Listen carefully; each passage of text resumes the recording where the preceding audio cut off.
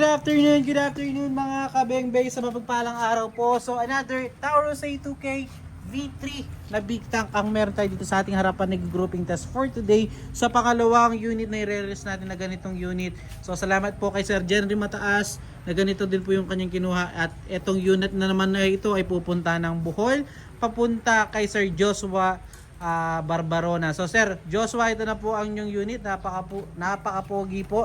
So ito po yung ating mga V3 na up to 2,500 PSI mga kabengbeng, pero minsan nakakargan pa natin ng 2A, pero napakaganda pa rin tumama.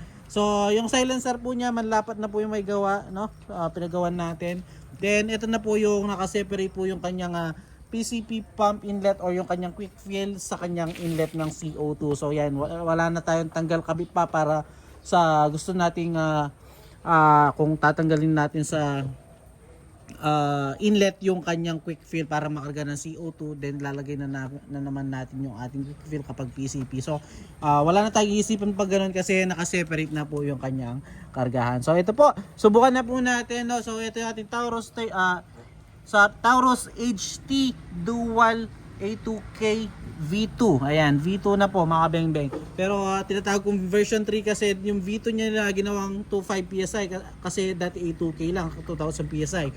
Tapos tinatawag kong V3 to kasi upgrade na naman dahil eto yung quick fill ay inilipat na po dito.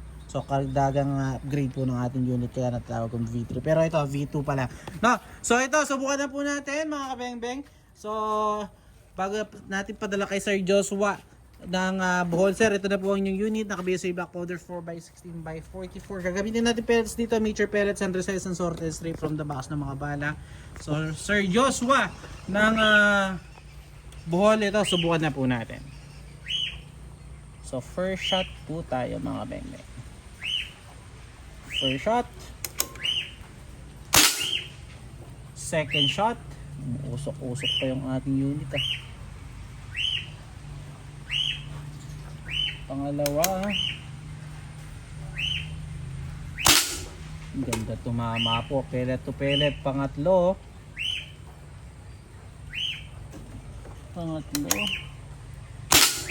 solid ganda tumama, sir. Apat,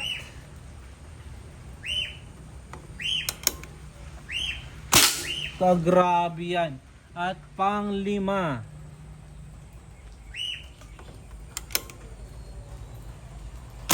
sir, 5 out of 5. Tignan nyo naman po yung kanyang patama, solid, napakaganda. Ayan po.